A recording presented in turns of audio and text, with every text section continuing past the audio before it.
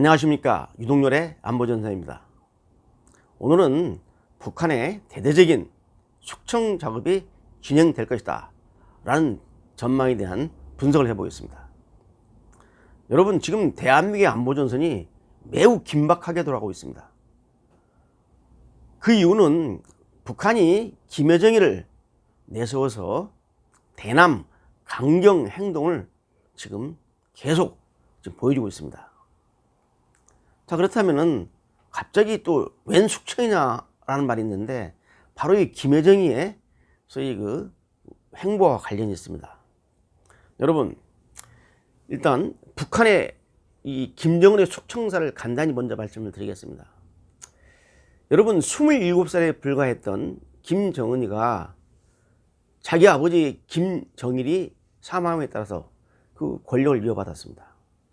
자, 당시 이 김정은은 나이도 젊은데다가 충분하게 후계자 연습을 못했기 때문에 상당히 우려스러운 부분이 있었지만은, 지금 와서 보니 그 누구보다도 빠른 시일 내에 확실히 김정은 권력을 공고화시키고 당정군을 완전히 평정시켰습니다.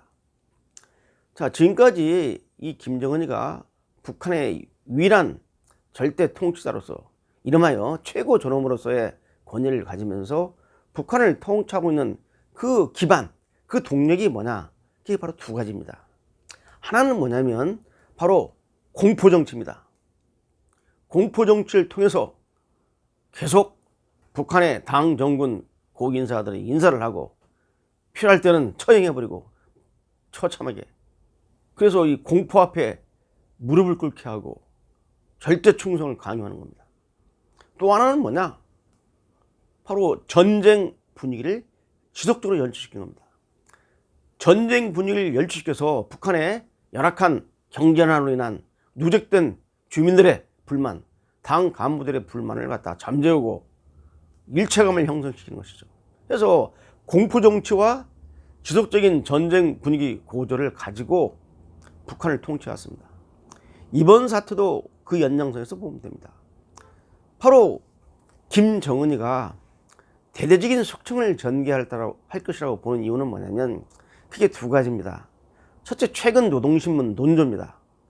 노동신문 논조에서 지금 김정은에 대한 절대 충성을 강요하면서 지금 여러 가지 혁명의 수용을 중심으로 뭉쳐야 된다는 논조가 계속 나오면서 지금 그 전반적인 흐름을 이끌고 있습니다. 이 말은 무슨 말이냐면, 지금 김정은이가 확고하게 당정군을 장악하고 있는데 새삼스럽게 또 백두혈통의 충성을 다하라는 등, 혁명의 수용을 다 잘 모시라는 등, 수용을 중심으로 결사옹위해야 된다, 뭐 이러한 논조들이 나오는 것은 뭐냐면 바로 지금 북한에서 누군가를 희생양으로 삼아서 대대적인 소위 숙청 작업을 전개해야 되는데, 그 사전에 암시해주는 이런 일종의 사상투쟁의 이런 내용들이 북한 노동신문을 통해서, 매체를 통해서 나오는 겁니다.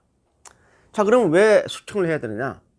두 가지 이유가 또 있겠죠. 첫째는 뭐냐면, 김정은이 장기간 공개 활동을 안 하면서 은둔해 있었죠. 자, 그러다가 김정은의 신변 이상들이 막 전 세계로 확산될 때 많은 그러한 사실을 접할 수 있는 위치에 있는 많은 북한 고위 간부들이 약간 동요를 했습니다. 대표적인 게 뭐냐면 바로 해외 공간에 남아있는 외교관들입니다. 그리고 북한 내부에서도 이러한 사정을 알 수 있는 당의 고위층 간부들, 직접 김정은과 같이 행동을 하고 통하고는 소수를 제외한 나머지는 김정은을 접할 수 없기 때문에 정말 최고 지도자 동지한테 무슨 문제가 생기지 않나, 이런 의심을 하는 거죠. 바로 김정은이는 오랜 동안 은둔 생활을 하면서 이 최고 통치자인, 소위 최고 존엄이라는 자기에 대해서 동요하는 기색을 보이는 간부들을 하나씩 소위 그 숙청하기 위한 작업을 벌이고 있었습니다. 그래서 이제 당 조직 지도부라든지 서기실 등등을, 또 국가보위성, 이런 그 소위 사찰, 정보 사찰 기구를 동원시켜 가지고 대대적으로 지금 숙청 작업을 진행하고 있는데 조만간에 이제 여러 명의 희생자가 나올 겁니다. 그래서 희생자를 또 나와야 되는 이유가 있습니다. 또 하나가 있습니다. 두 번째는 뭐냐면 김여정이한테 지난 시간에 말씀드렸지만 비상 후계 권력 구도를 구축하는 데 있어서 김여정이한테 대남 사업권을 총괄시켰습니다. 대남 사업을 지도하고 했는데 문제가 뭐였냐? 지금 탈북자들이 지금 또 우리 북한 인권단체들이 북한의 전단을 살포한 게 어제온 일이 아닙니다. 그런데 김여정이가 대남 사업의 주도권을 장악한 다음에 최고 존엄을 갖다가 모독하는 이 전단을 용납하지 않겠다라고 하면서 지금 대남 강경으로 나오고 있는 거 아닙니까? 그러면서 이제 뭘 하냐? 대남 사업부서에 대한 소위 통일전선부라든지 문화교육이라든지 정찰총국이라든지 이 대남 사업부서에 대해서 대대적인 집중 지도와 검열을 하면서 그 전에도 나왔던 이 문제를 왜 이제까지 처리를 못했느냐? 내가 대남 사업을 지도해서 이제야 이런 문제를 풀어야 되느냐? 그동안 니들은 뭐하고 있었느냐? 최고 존엄이 이렇게 헐뜯고 모욕을 당하는데 대남 사업부서에서는 뭐 했느냐? 라고 하면서 책임을 묻는 겁니다. 책임을 물으면서 바로 지난 시간에 말씀드렸지만 김여정이가 나이가 어리고 여성이지만 확실하게 대남 사업을 지도할 수 있는 그런 능력을 가진 그런 인사라는 것을, 그런 인물이라는 것을 과시를 해야 됩니다. 그래서 책임을 묻는 겁니다. 아마 조만간에 대남 공작부서의 간부들, 중간급 책임자들이 줄줄이 숙청당하는 이런 사태가 벌어질 것입니다. 제 말이 틀리는지 맞는지 지켜보시기 바랍니다. 그 다음에 북한의 당정군의 모든 인사 중에서 대표적인 인사를 갖다 골라가지고 숙청을 시킨 겁니다. 물론 그들은 감히 어떻게 지금 이런 상황에서 공포정치 상황에서 철권 강압정치 상황에서 김정은에게 다른 마음을 먹겠습니까? 다 충분하는데 알면서도 종파행위를 했다, 동의했다, 제국주의자들의 반모략, 반공화국 모략에 동의했다, 종파활동했다 해가지고 그러한 죄를 갖다 뒤집어 씌워가지고 숙청시키는 겁니다. 여러분 한번 보시기 바랍니다. 그동안에 어떤 일이 있었습니까?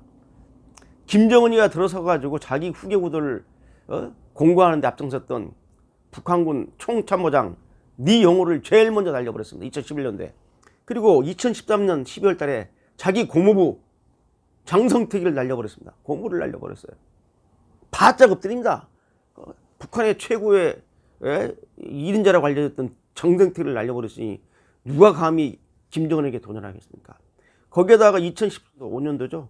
현영철 인민무력상을 갖다가 존다고 등등해서 날려버리고, 그리고 2016년에는 김용진 내각 부총리를 공개총살해버리고, 그 다음에 우동축 김원영 북한의 그 정보사찰 기구장이죠. 국가보위성의 장인 우동축 김원영을 날려버렸습니다. 또 황병서 북한군 총정치국장으로서 최측근 제일 옆에서 김정은을 수행했던 황병서도 날려버렸어요. 이런 식으로 해가지고 지속적으로 공포정치를 강화 확산시키다 보니까 엎드리고 또 바짝 엎드리는 겁니다. 그래서 이제 김여정에게 충성을 다하도록 만들고, 바로 이걸 가지고 자기가 잘못했을 때 후계 권력 구도에 지장이 없도록 하기 위해서 바로 이제 김여정을 갖다가 제대로 모시도록 할 수 있는 분위기를 연출시키기 위해서 숙청 작업을 지도할 겁니다. 실제 김일성에서 김정일로 권력을 승계하는 과정에서 권력 세습에 반대했던 북한의 고인사들이 숙청된 전례가 있습니다. 이런 상황에서 이번에 이제 대대적인 7월 안에 대대적인 북한 내 숙청 작업이 진행될 것이다 라고 제가 얘기를 하는 것입니다. 이상입니다.